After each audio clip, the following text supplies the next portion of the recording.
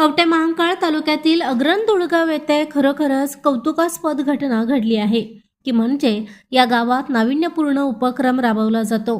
या गावात सकाळी व संध्याकाळी अभ्यासाचा भोंगा वाजवला जातो। हा भोंगा वाजला की गावातील मुलं अभ्यासाला बसतात। यावेळी गावातील टीव्ही पूर्णपणे बंद असतो। याची प्रत्यक्ष पाहणी खुद्द जिल्हाधिकारी अशोक काकडे यांनी केली आहे। या उपक्रमाचे त्यांनी भरभरून कौतुक केले। गावातील अशा सामाजिक उपक्रमांना जिल्हाधिकाऱ्यांनी पाठिंबा व्यक्त केला। जिल्हाधिकाऱ्यांनी प्रत्यक्ष मुलांना भेटून त्यांचे कौतुक केले। या गावात सलग 3 वर्षांपासून अविरत अभ्यासाचा भोंगा या संकल्पनेचे विभागीय आयुक्त डॉक्टर चंद्रकांत बुलकुंडवार यांनी व्हिडिओ कॉलद्वारे कौतुक केले। हा भोंगा पहाटे 5 ते 7 व सायंकाळी 7 ते 9 या वेळेत वाजवला जातो।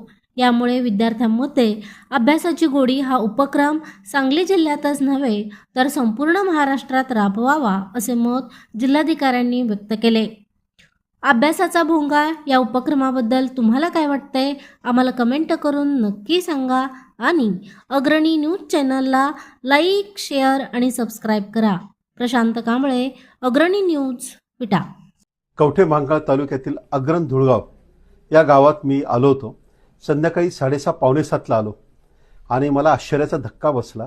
इथे बरोबर 7 वाजता एक भोंगा वाजतो आणि सगळी मुलं खेळत असतील, कुठे असतील, ते आपापलं जेवण उरकून संध्याकाळी 7 ते 9 या वेळेमध्ये आपली पाठ्यपुस्तकं उघडून अभ्यास करत असतात।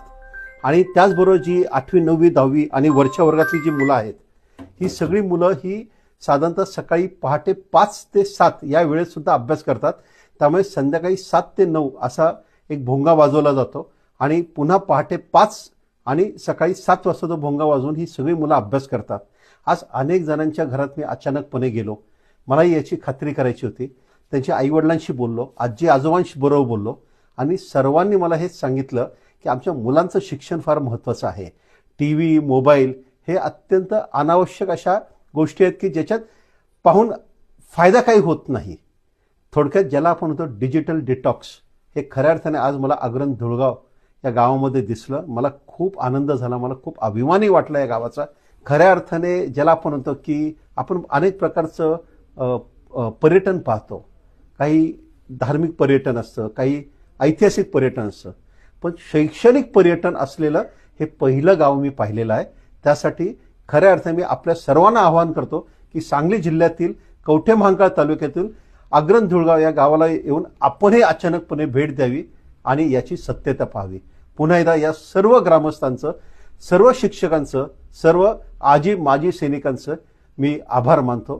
त्यांनी अतिशय उत्तम उपक्रम राबवला आहे आणि ज्याला ते म्हणतात अभ्यासाचा भोंगा, हा उपक्रम खऱ्या अर्थाने संपूर्ण सांगली जिल्ह्यामध्ये नव्हे तर या संपूर्ण राज्यात जावा असं मला प्रामाणिकपणे वाटतं।